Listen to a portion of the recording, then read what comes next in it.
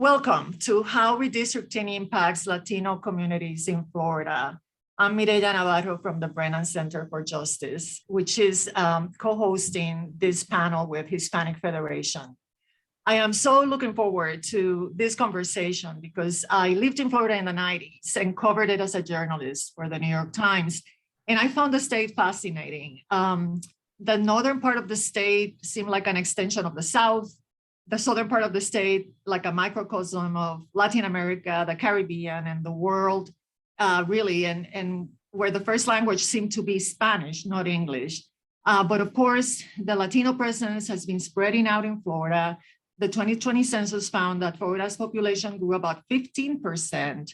When you break down those numbers, the Latino population grew by 35%. That's 1.5 million more Latinos over the last decade to almost 6 million, or 26% of the total state population, to be exact. And there's great diversity among Latinos themselves. The 2020 census showed tremendous growth in Central Florida, especially with Puerto Ricans after Hurricane Maria in 2017. And Cuban Americans and Puerto Ricans are Florida's two largest groups when looking at eligible voters. They have 29% and 27% of that electorate, respectively. But the share of eligible voters is growing among other national origin groups, including Venezuelans, Peruvians, Colombians, etc.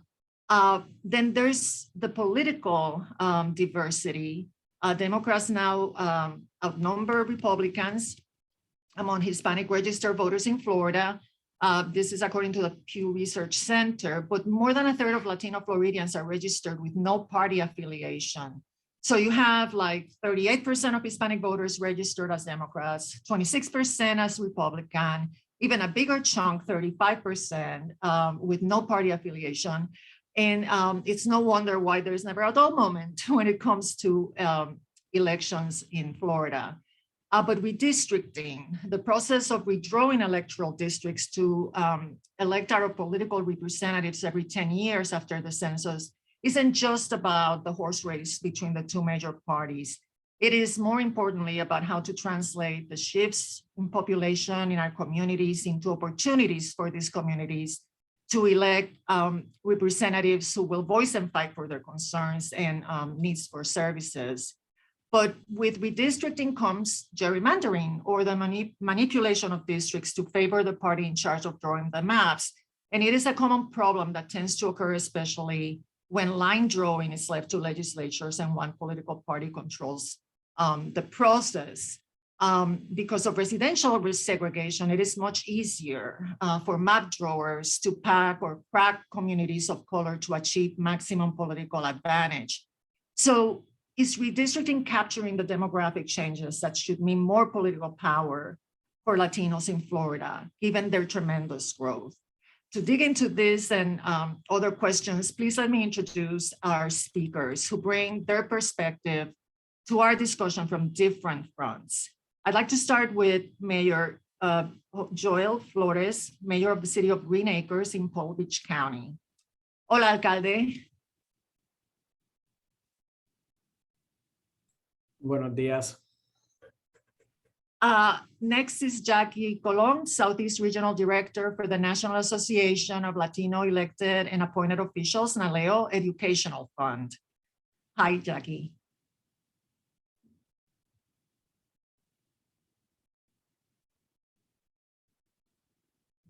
Next is Galindo, Senior Counsel for Latino Justice, PRLDEF. Thank you for having me.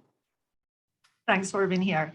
And Thomas Kennedy, Politics and Policy Advisor for the Florida Immigrant Coalition. Thank you so much for the invitation. Appreciate it. Hi. And last but not least, Laudi Campo, Florida Director for our events co-host, Hispanic Federation. Saludos. I'm very happy to be here with all of you today. Well, thank you for being with us today. Miranda, I'd like to start with you. Latino Justice has a good overview of what's going on in Florida. Where are we in the redistricting process in Florida, which is controlled by Republicans? And how well is redistricting in Florida capturing this tremendous growth of the Latino population, especially since Florida is one of the few states that is gaining a congressional seat, and its growth also means more state senate and House seats as well, right? Thank you. Yes. So this was an exciting redistricting season because of the growth of the Florida population overall. We gained a congressional seat compared to other states that had less population growth, and they actually lost congressional seats. So Florida has gone, has grown in the Latino population specifically. We have grown from 22% of the population to 26% of the population. That's almost 1.5 million additional Latinos that have come to Florida to account for this population. We have really driven the population growth. And you can compare that to the other demographics in the state. And so common sense would dictate that when we're entering into this redistricting process, which is about accurately reflecting where people live and making sure that the districts are proportionate. You can't have one district with lots of people and another district with fewer people, because that would undermine our right to have one person, one vote. So a fundamental purpose of redistricting is to make there be equality in the populations among the districts. Another fundamental purpose of redistricting is to account for the legacy of discrimination in political power. And so there are federal and state laws and constitutional provisions that protect the voting rights of people of color. And specifically, the purpose of this panel is to talk about the voting rights of Latinos. And so the decision makers, when redrawing the district lines, must take into account the number of people that are in a district, but also the protections of the voters in our community. So when we hear the word gerrymandering, I think it's helpful to think about what that is and comparing it to what it isn't. So rather than voters getting to choose their representatives, gerrymandering is when politicians choose their voters. The decision makers of who are redrawing the congressional district lines, the state senate lines, the state house lines, are the legislators of Florida. So they are redrawing their own lines, which will impact the ability for them to become reelected and for them to maintain the status quo of political power. That is why public participation is so important in this process, because if you just have the legislators in a room making these decisions, it's divorced from our gente, our communities who are there, who have the knowledge of where our community should remain intact, where our growth has been, where the lines should appropriately be drawn. And unfortunately, we encountered in this redistricting season a very, very poor performance by the legislators in making a process that was accessible to the public. First of all, there was very poor translation services. Although the website had, kind of one of those click the button and translate some of the material, the fundamental forms to submit comments and review maps were in English only. And English only forums for public participation are a form of white supremacy. And because of the limited English language ability of so many of our community members, that part of the process was fundamentally unfair and discriminatory. Another way that this process was problematic was that all of the hearings were, to participate at a committee hearing, you had to go in person to Tallahassee. I personally went to several of these hearings in person in Tallahassee, and one of the times I couldn't make it because I was quarantining under the CDC guidelines for the pandemic. And so just imagining me, someone with a lot of privilege, this is my job to go there, but imagine somebody who has a regular job but wants to participate in this process, and they're restricted from participating in these hearings unless they personally go from Miami all the way to Tallahassee. And instead, a best practice is for these public forum opportunities to be widespread in the community geographically, not just in Tallahassee And later on, we're going to talk about more local redistricting events and opportunities, and those as well should be spread throughout the county, not just in one central place. And additionally, other states have been very good about creating virtual public participation options. So having a hearing that's accessible by Zoom, for example, is something that's kind of a no-brainer, especially in this time of the pandemic. When talking about redistricting and the rights of Latinos, there are a couple of themes to keep in mind. You'll hear the terms cracking and pack. So these are historical methods of discrimination that have been used against Latinos in Florida and throughout the country. Packing occurs when a community is stuffed into just one or few districts to restrict their ability to have voting power in other districts.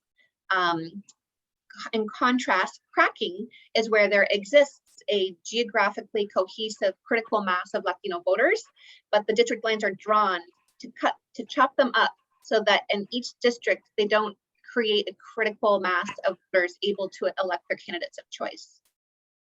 And the third theme I wanted to raise is talking about communities of interest. And so a lot of times district lines can be drawn where maybe there is a strong Latino community that has similar interests when it comes to language access issues, when it comes to certain educational issues, perhaps a certain industry or house of worship. And those are all community concerns that must be taken into account by the decision makers who are drawing the lines. And it's so critical that this information get to those decision makers through community participation. And finally, just in thinking about the overall goal of redistricting, this process should mitigate and not exacerbate the injustice of disproportionately low Latino political power.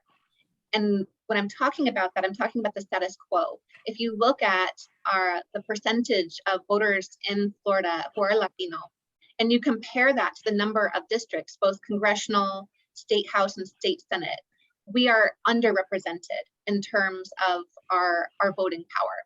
And so this process is so important to creating more fairness and mitigating that gap of our disproportionately low political power. So thank you for bringing up this slide. I'll give you a little bit of an update about where we are. So I'm going to chiefly focus on 3 different categories of redistricting, and later on we're going to talk about redistricting at a more local level. But the Florida legislature has the duty to redraw the district lines for the House, the Florida House, the Florida Senate, and the federal congressional districts. So the process was that the legislature did a first draft of maps in each of these 3 categories. They released the draft maps, and I can give you, I'm going to stop myself from making critiques about their shortcomings in each of these processes, but just know that they could have done a much better job with public participation and opportunities for that. The legislature passed final versions of the state map, the House map, and the congressional map. The congressional map was kind of a strange process, so let's put that aside for a moment. The next step for the House and the Senate map was for it to go to the Supreme Court of Florida, where they have what's called a facial review process to ensure that those maps comply with the constitutional provisions of Florida law. On March 3rd, the Supreme Court of Florida finalized those maps, and the governor has no veto power over these maps. So the maps that were authorized by the Supreme Court of Florida are most likely going to be the maps that determine where the district lines are drawn for the next decade. There haven't been any challenges, to my knowledge, brought in state court or federal court to challenge these maps. Of course, parties can challenge these maps under federal law or state law if they wish to, but to my knowledge, no such lawsuit has been initiated to date. And so with the congressional maps, that I'm sure you may have heard in the news that this was an unexpected process involving the governor. And so historically, it's the legislature's duty to be producing the final maps, congressional map.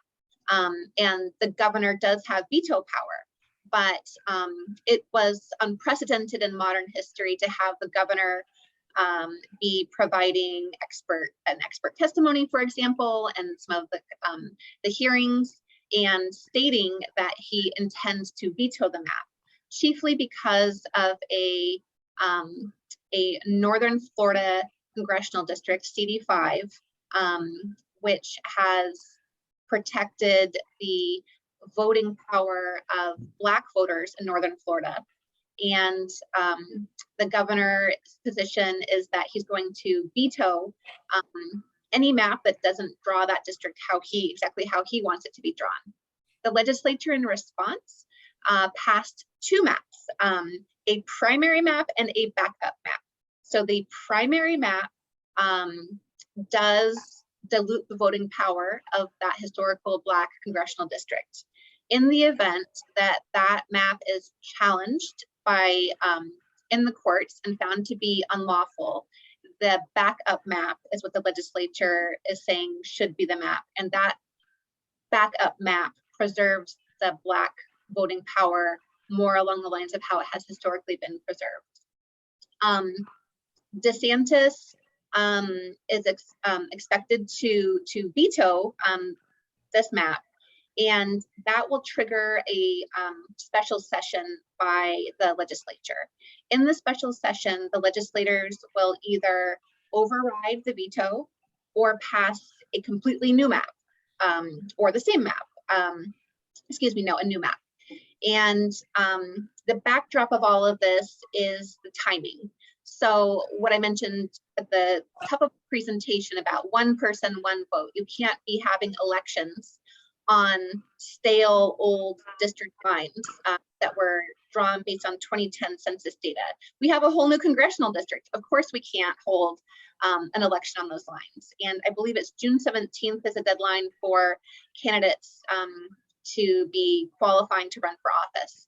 And so because of this anticipated stalemate from the normal legislative process that would produce these maps in a timely fashion in time for these elections, this election cycle, there have been two lawsuits. These lawsuits are called impasse claims. They are challenging the failure or anticipated failure of the government to create the district lines based on new census data in time for this upcoming election cycle. There's actually two lawsuits. One is in state court that's filed by the National Redistricting Foundation. There's another one in federal court filed by Common Cause and Fair Districts. And the purpose of these lawsuits is to seek the court to have a set schedule to create remedial maps in the event that the government fails to fulfill its duty on time. So that is Miranda, let me ask you to stop there, because I think while there's there's all this litigation and all this fighting over the congressional maps, there's also local redistricting, right? And I wanted to turn to the mayor, who has limited time with us today, and thank you for joining us, Mayor Flores. But we'll get back to Miranda, but I just wanted to, Mayor, for you to share with us your experience of how redistricting looks like from your perspective as mayor, and how significant it is that Palm Beach County, where your city is creating for the first time a Hispanic majority district. Can you tell us a little bit about that? Absolutely. Miranda, that was a lot of great information from this, someone living here in Palm Beach County and Green Acres. When you start looking at the outlook of the state, it depends on where you sit. You may feel like government maybe has a little bit too much control, and sometimes our voices are suppressed. And I think today's part of the conversation is about how do we mobilize, how do we come together to work within the bounds of the system to make sure that we're able to affect change. So Miranda, all the information that you provided is timely, much needed. I think we need to echo it even to more people so that people understand what's really happening in Tallahassee, because as we mentioned, somebody having to drive from Miami to Tallahassee just to have their voices heard in today's world where technology governs, right? Nowadays, we're able to work from home, but yet we can't let our voices be heard over a telephone, Zoom, or different manners that we have today. But thank you for the information. And at the local level, and I'm speaking from my experience at the city of Green Acres and Palm Beach County, we knew that our Hispanic numbers had gone up drastically. We were sort of anticipating where we were going to quite finish. To be honest with you, we got involved early on. We probably got involved about 2 years before with the census, because we wanted to make sure that the census data was correct. So I think the work got started very early, probably 2018, early 2018. We started with the information about the census. How do you engage in the census? There were legal battles about some questions that the former president wanted to add to the census that ultimately got struck down. But that was something that sort of starts this ripple effect to where we're at today. So that's kind of the starting point where we started at, Green Acres, Palm Beach County, is making sure that our Hispanic population understand what the census is about and how that information is being used, and that it can't be used to deport anybody that's going through a legal process. And I'm sure we'll dive into that a little bit further. But it started there. Once we get the census data, and it was crazy, with COVID going on, it was how do we make sure that everybody participates, and how do we make sure that people are doing it in a safe manner, and they couldn't go out and knock on doors and verify on people. So the process was interesting. I think it was the first time we went through anything like that. But once we get the data, then local levels it depends on what the local level built into their charters or their regulations or their ordinance. Usually there's a time frame that's dictated that you have to adhere to changing your districts to make sure that it's proportionate, meaning that each district has an equal or roughly semi-equal amount of voters in each, and there's no one district overpowering others. So we got involved with the county commissioners, and we let our voice be heard. And in order for you to be effective, it's not just saying these things, it's building relationships with these people so that they understand where your community is coming from. So there has to be some level of relationship having been built prior to getting to the point and going up and saying, hey, I want this district run this way. They understood that the largest growing segment was the Hispanic population. We were the fastest growing. I think we jumped about 5%. We are today at around 24% of the population in Palm Beach County.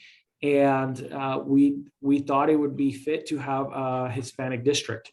And we were able to work with the commissioners to make sure that they wanted to do that. But to be honest with you, it was a Black commissioner who kind of spearheaded our effort. And he was the one that understood that the Black community was able to move together, create a movement to create a Black district. And then they allowed us, and they helped us, we worked together to be able to bring this Hispanic district.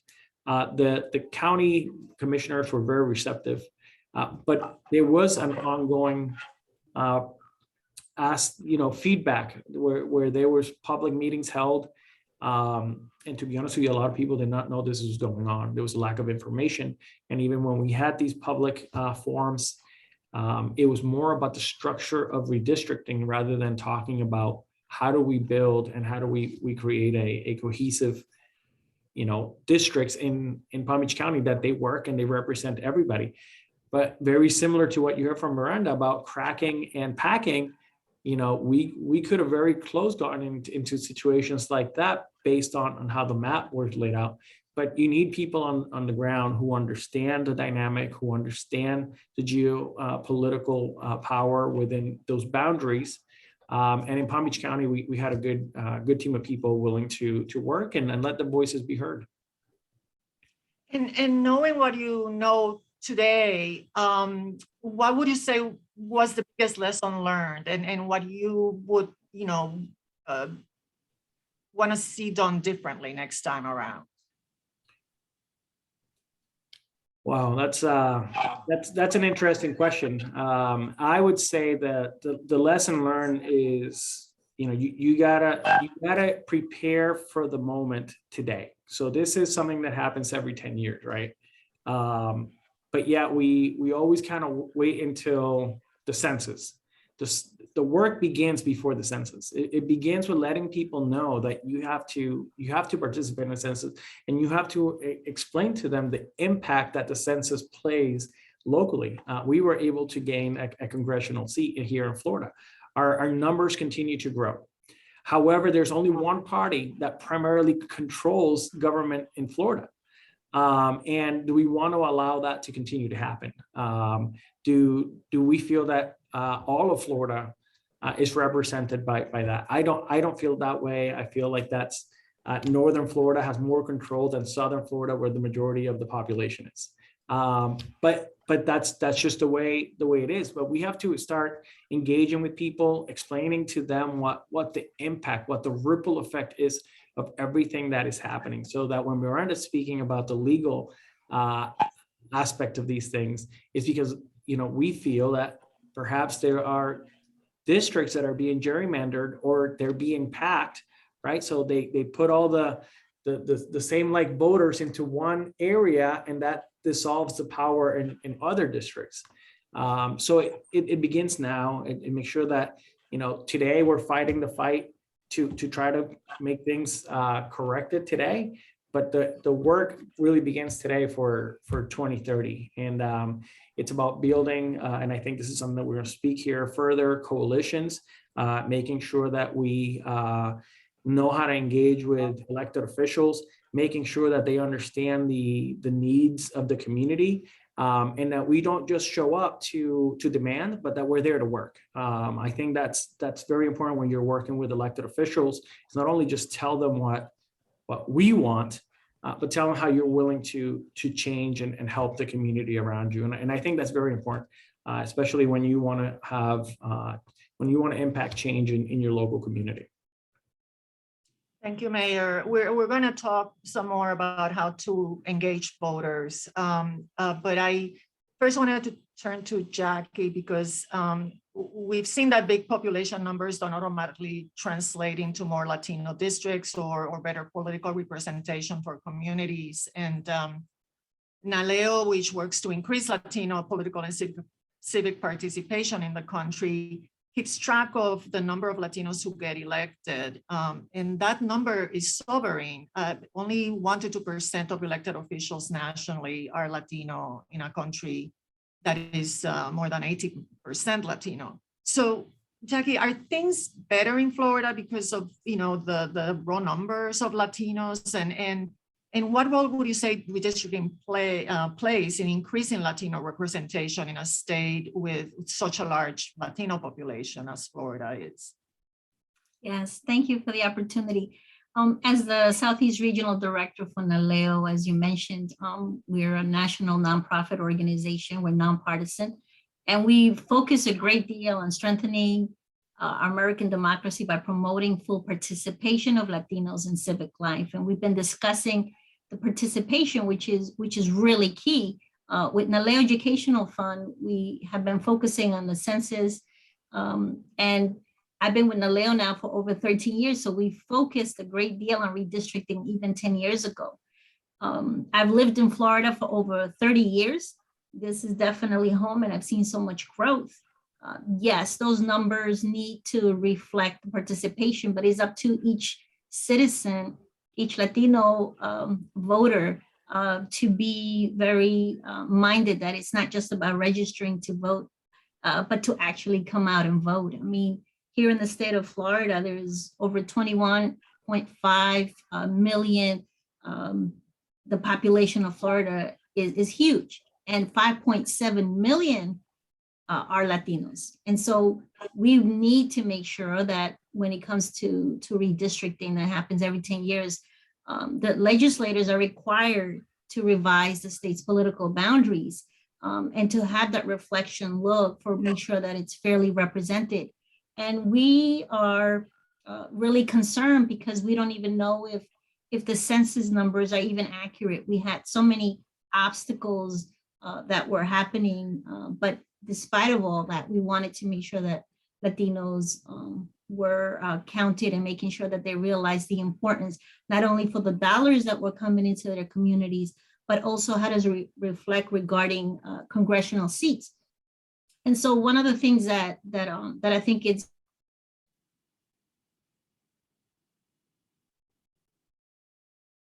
educated on the importance of participating.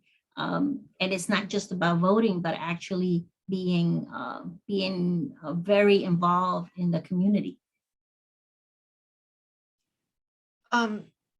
Laudi, that is something that I think about, in terms of how there's not even a word for gerrymandering in Spanish. I mean, redistricting is so critical to fair representation and so easily manipulated by the majority party to keep power, right, often. But it's not the kind of thing that people get excited about. And I wonder, Laudi, how do you, think,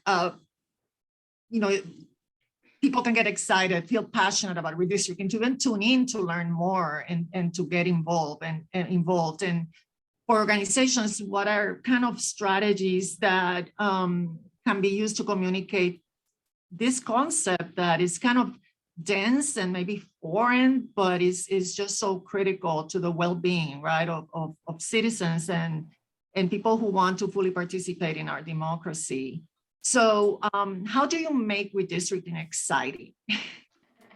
You just said it. The word redistricting by itself, to some people doesn't mean a lot, redistricting, what that is. Or probably, okay, I understand the definition, but how it impacts our life.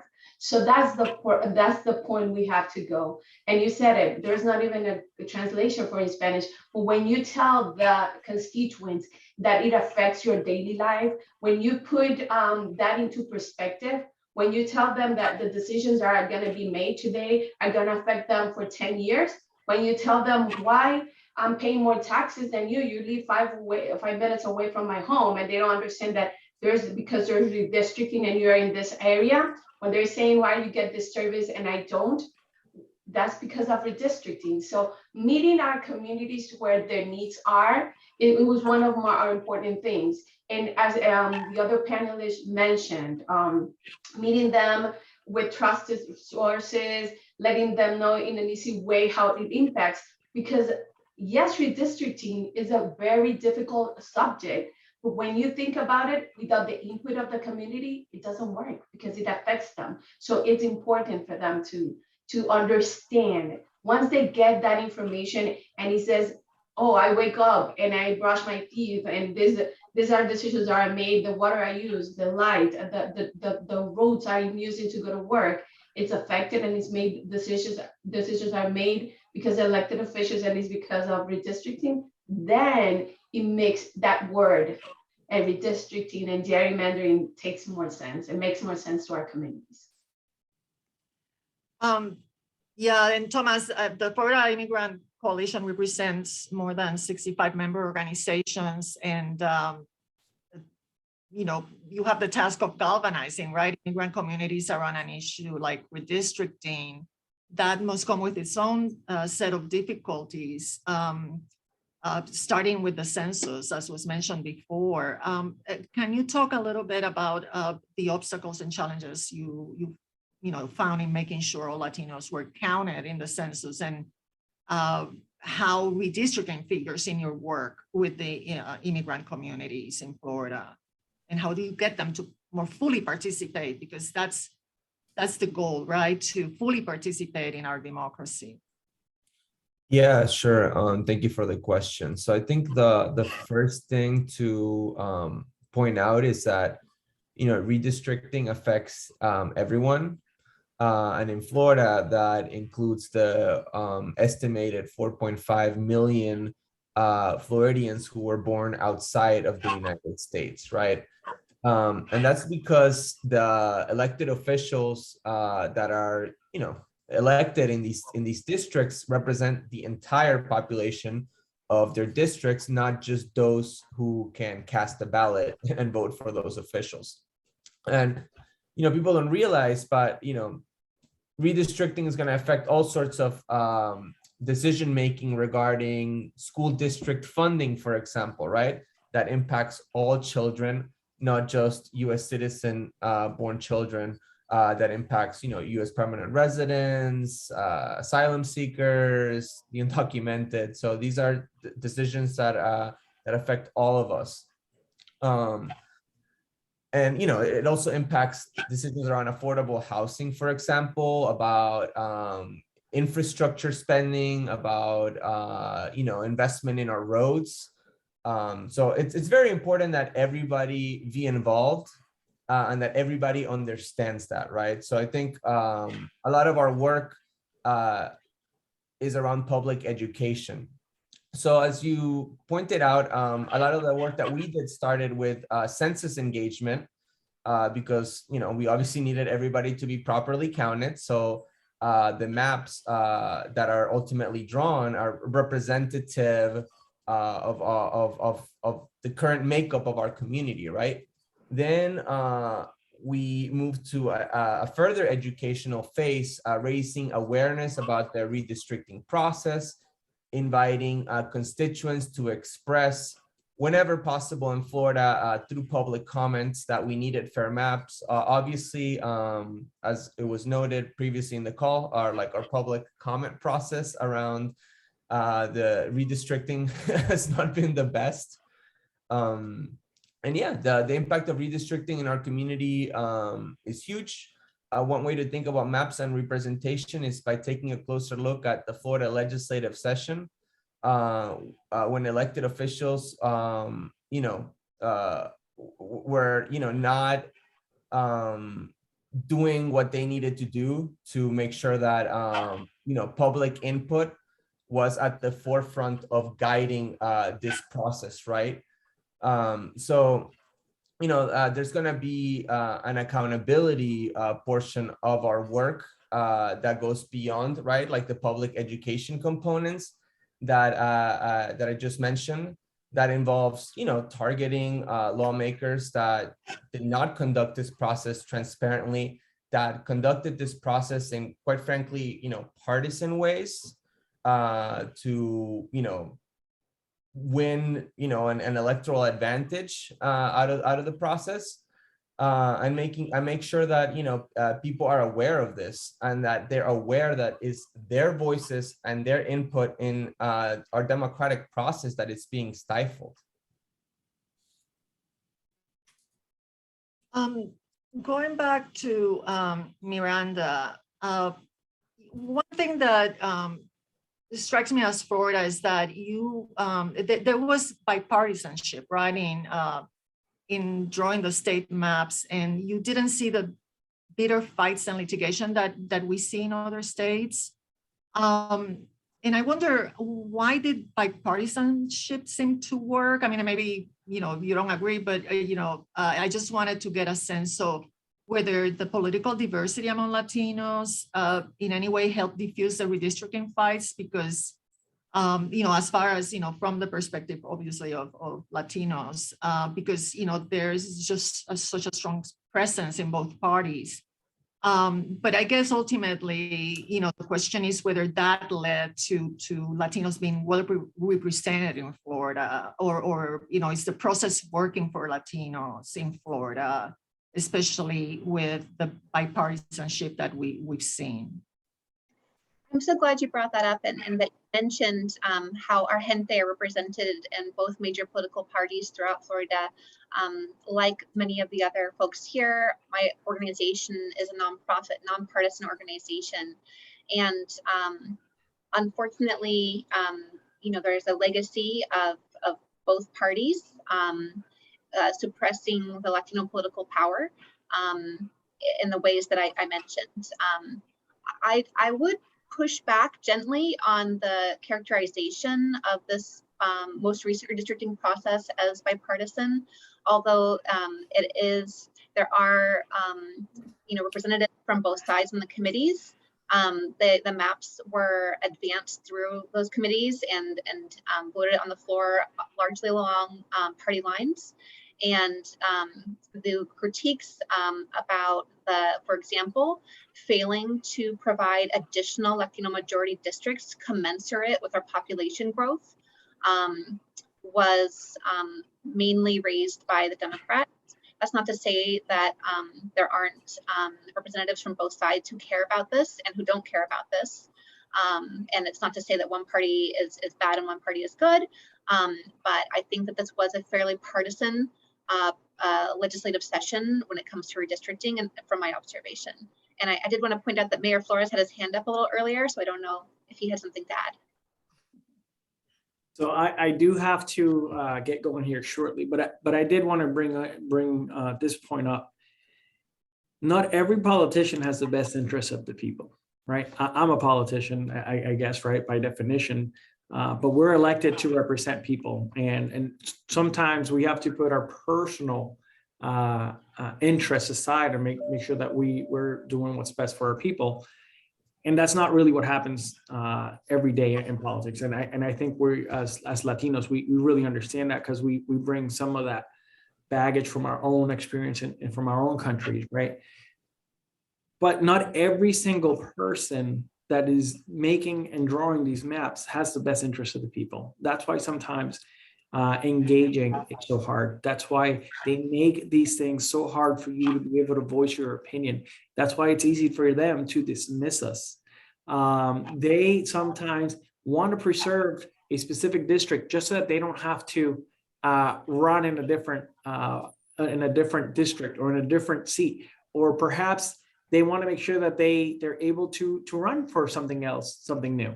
So, sometimes from the outside looking in, it could look one way, but, sometimes people have their own, and elected officials have their own interests, why these maps get drawn. And sometimes these maps look really funny. Like, you look at them and you're like, who does that make sense to? But we have to get informed.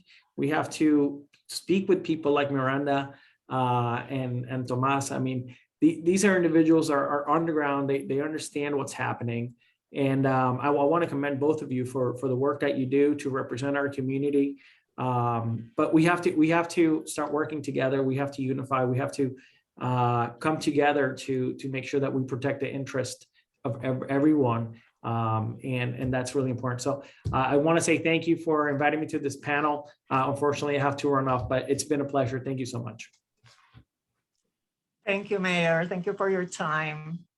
And to pick up on what the mayor said, Jackie, a little bit, the diversity of the Latino electorate is just pretty striking. And I wonder, for elected officials or candidates, what resonates with the different communities? I mean, what are Latinos looking for in their state representatives, and how can redistricting help voice those issues and concerns, especially when they're not totally aligned?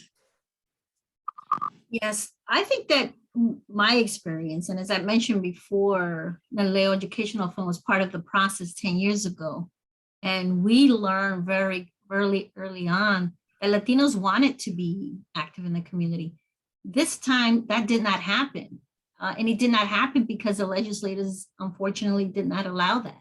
Yes, we had COVID. Yes, we had issues, but 10 years ago, there were able to be hearings in different parts of the state. In other words, they came to us. 10 years ago, the legislators actually came to the Orlando area, and Latinos, there were about over 20 community leaders who testified before them so that they can hear our voices. We also went down to Miami-Dade, where there was also a hearing 10 years ago, where they actually came to the people. And so Latinos again came out in numbers and testified before them. So it has nothing to do with the fact that Latinos do not want to participate. We want to participate, and we have proven time and time again that if you educate us, if you let us know how important it is, that we will participate. And so that's why NALEO Educational Fund sent letters with Latino Justice and Hispanic Federation very early on, when we were watching this very closely in November of 2021, December, that looks like that opportunity to speak up was not going to happen. So we were on the record letting them know that it was important for us to be able to speak. And so one of the things that I have learned very early on, and also even in my previous life, right? I was an elected official for over 15 years.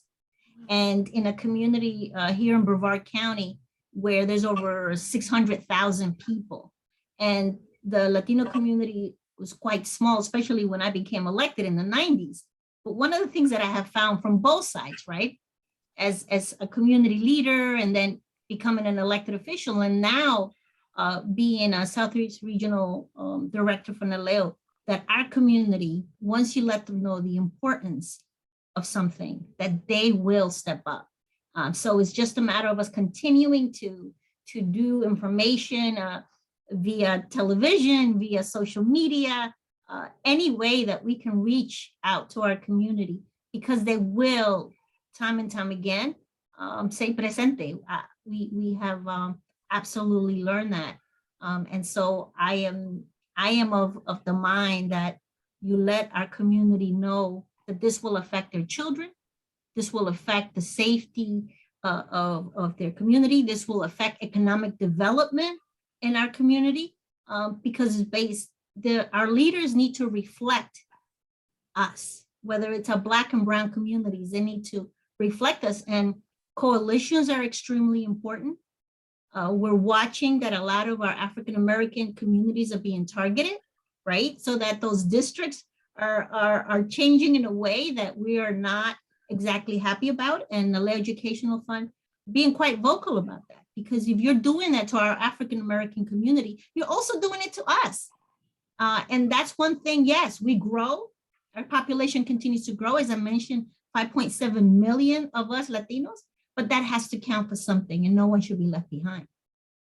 Yeah, in many places, that is the future, right? Multi-racial, multicultural, all these, coalitions, right? Groups that have common interests and get together to elect their representatives that way.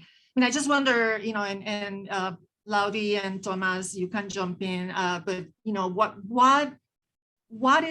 are there best practices, Jackie, about engaging, for engaging elected officials? The question was for me, Mireya, in regards to you can start, and sure. And Laudi and Thomas, if you have insights into how to go about that, if you do in fact have an engaged Latino population or group, how do you get the elected officials to respond, to listen? Yes, it's easier than people think. I think that we need to know our place, meaning citizens, right? That elected officials are public servants. They're public servants, they work for us. And I think that that's what we tend to forget. We see this fancy little title of county commissioner, and I speak as a chairman of the board of county commissioners, right? But what I'm saying, I would repeat that when people come before us, like, you are my boss. You are my boss, and you need to let me know what I should be doing. And I think that it's very simple. I also have shared with folks, don't wait until we have major issues to go visit your elected officials. Go see them now. Go introduce yourself. Hi, I'm Maria Rodriguez. Would like to meet you. You're my representative. And being able to establish that, they should have an open door policy. And as I mentioned, you as a voter, as a citizen, you are their boss. And that's one thing that I try to share with folks time and time again. Call them, email them. And if they say they're too busy, say, I am from this district, wherever you're calling from, and I would like to speak to you, folks. But engage those conversations way ahead of time, and establish these. And Laudi too, she worked for an elected official. She sees how it's so easy to communicate with them. And they truly want to know what's going on in the community. They're not mind readers. They want to know. And so having that insight, right? I share that with community leaders and the community. Call them up, email them, and make sure that you're engaged and make them be engaged in your issues. I agree with Jackie, and Jackie just mentioned that elected officials, they work for us. And that is important. We select them, and that's why redistricting is so important, because we're the ones who select them. It's not the other way around, right? So, but getting involved in those issues, sometimes we come from our countries, and yes, it's true what Jackie's saying. We want to be involved, and sometimes we kind of afraid because we tend to, I don't know if I understand, probably it's language barriers.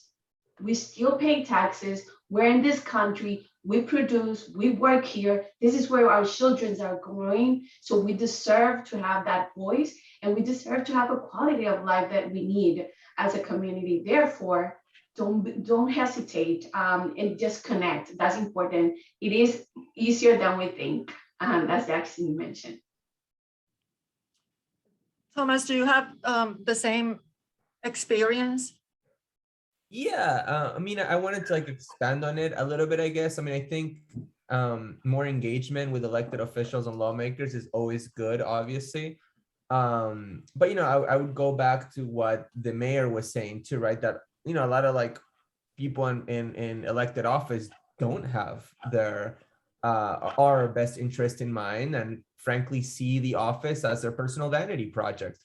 So I think, it depends on where in the spectrum of support to your cause that elected official is gonna be related to the level of engagement you get, right? So some officials, an email or a meeting is gonna do the trick. Sometimes you're gonna have to, do a more intentional lobby visit, right? With organizations or people who are directly impacted. Sometimes you might have to do a protest or a phone bank, or I don't know, right? There's a lot of different tactics to engage your elected official during, various points in, the letter of engagement or whatever you want to call it.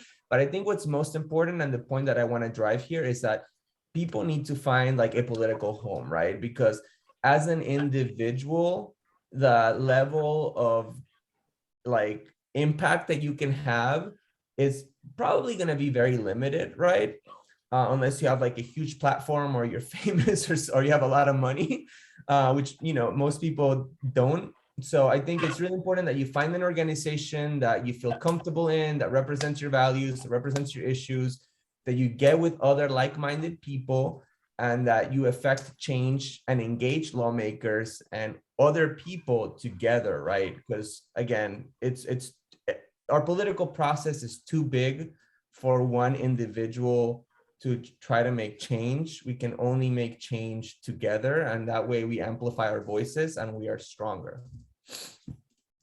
I wanted to ask you about the use of Spanish, and whether you find that the resources are there to do the outreach necessary, because it's such a big percentage of the Latino community, Spanish speaking and foreign born, as you had mentioned. How are the resources for spreading the message and getting people engaged in their language? Is that a question directed to me? Yeah. Yeah, so that's a good question. you know, in Florida, there's always a need for more material in different languages, not just Spanish, right? I mean, we have like a huge Creole speaking population, right? That often gets overlooked. But you know, when the materials aren't there, we have to make them ourselves, right? As organizations, as people who have direct contact with the grassroots, and you know, and people who are directly impacted. There, you know, there's been a number of different lawsuits and efforts in Florida in the past few years to get like the county administrators of elections, the supervisors of elections, to have materials in Spanish, for example, and that has been, you know, a you know, more or less fruitful effort depending on the county and area of the state. But you know, to make you know my answer short, yeah, there's a lot of gaps, especially around the state government and municipal government, instead of making you know, Spanish language accessible materials for you know the various demographics that live in the state. And you know, that's where organizations like us come in and fill that gap. But we'll never have the same reach as government, unfortunately. That's just the truth. And it's really sad that, you know, like our state government and local governments in some cases don't do the job that they need to do.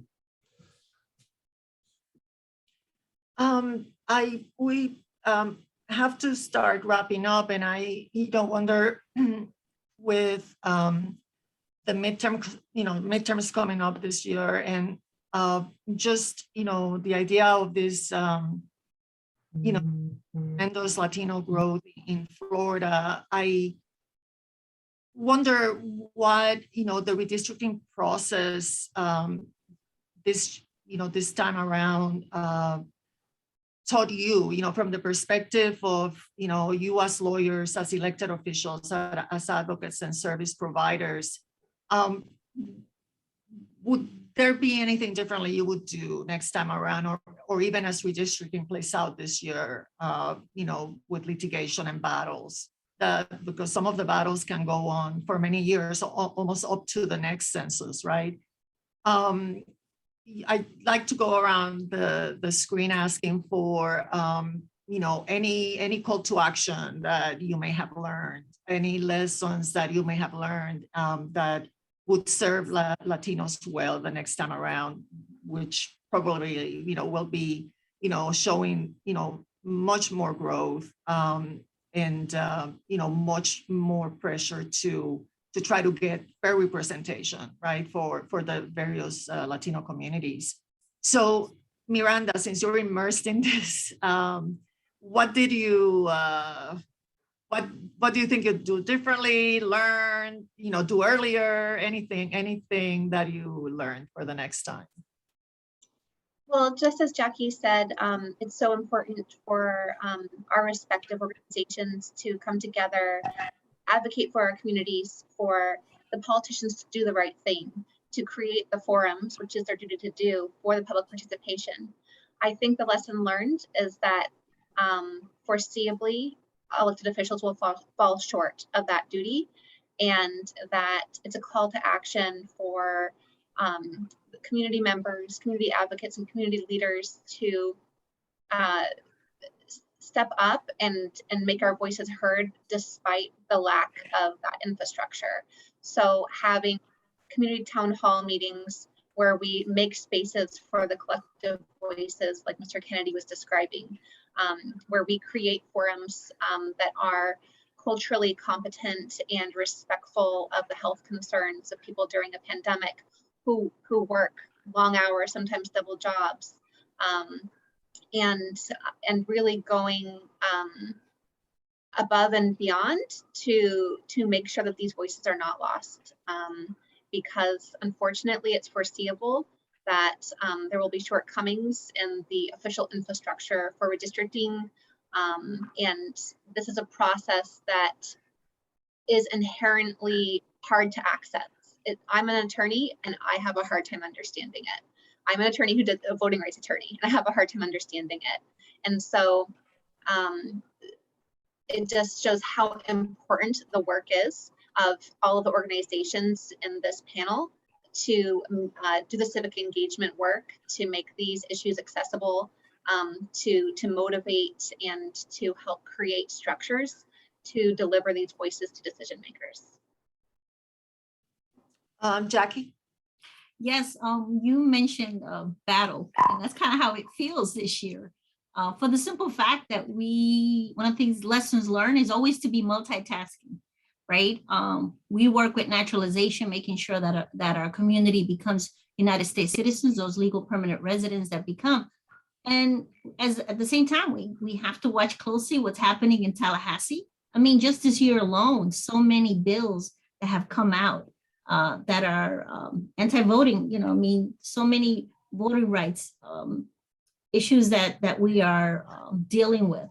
Right now, we're dealing with Senate Bill 90, Senate Bill 524.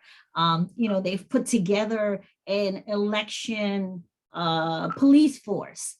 I mean, these are the things that we have to stay vigilant, which means we have to continue to stay on top of voter engagement, making sure that our citizens become United States citizens, making sure that they're registering to vote, and making sure that they are active. And so that's one of the things that I continue to learn every year. Just because it's an election year doesn't mean that you put your guard down regarding, here it is, redistricting. You don't put your guard down on making sure that our community has access to become United States citizens. And most importantly, start educating. NALEO Educational Fund, we're going to be we have scheduled third-party training, because a lot of the laws that have happened in Tallahassee are going to affect organizations like ours.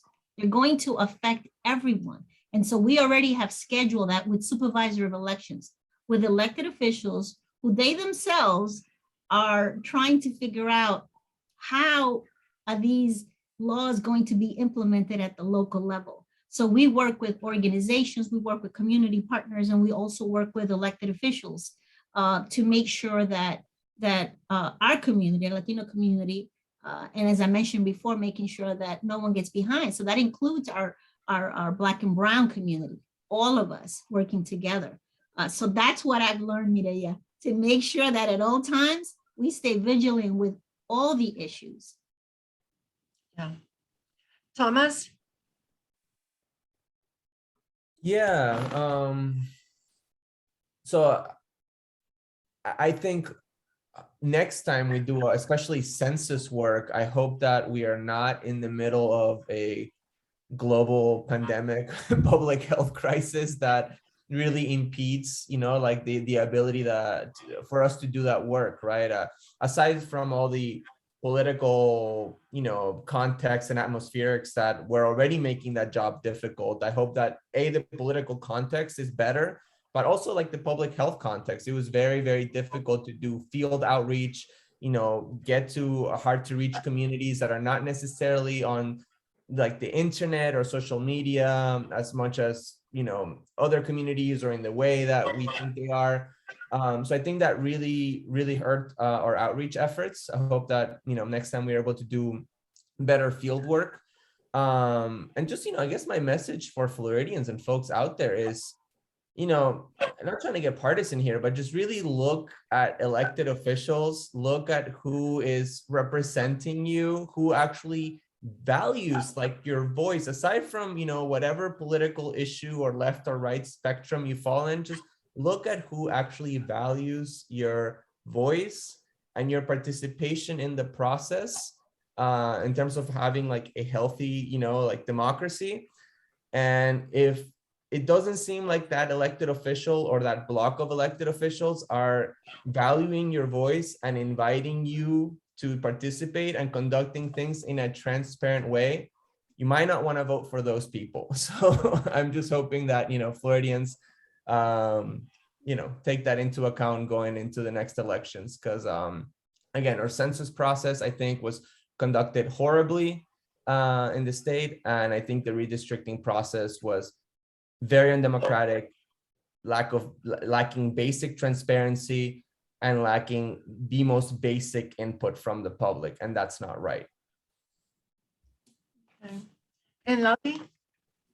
Yes, as Hispanic Federation, I'm listening to everybody here, and I'm so proud to have people like you in our communities. We do a holistic approach to, we try to empower the community, educate them, work with immigration, other aspects, so they can feel like they're here and they're producing and they're progressing. At the same time, one lesson I learned, I would definitely run probably census parallel with redistricting. At the same time, when I engage with those people, I will tell them, because yes, we say it will affect in certain ways, but I'm being more aggressive in terms of that and going to cultural competence again. And as an organization, we're doing it, but stronger, hold those elected officials accountable. Be the voice for that community. We're committed to do that. I will continue to do that, because if our people see us and trust us and see that we are holding them accountable, they're gonna feel like they have that people that are behind them. At the end, I heard this phrase, is not mine, but it's not only having a place in the table, it's having a voice at the table. So that's important, that's where we aiming in our organization, and I know everybody here is too. Well, I want to thank you all, all of you for this conversation. So important and timely. And this has been part of a series of educational panels on redistricting. There are two more coming up, one on redistricting in Texas on April 7th, and in Georgia on April 14th. You can register at hispanicfederation.org/redistricting. All panels will go up as webinars in both English and Spanish on Hispanic Federation's Redistricting Academy page at redistrictingacademy.org, and on the Brennan Center website as well at brennancenter.org, and the Brennan en Español microsite at brennancenter.org/es. Thank you so much for joining us and watching, and until next time, thank you.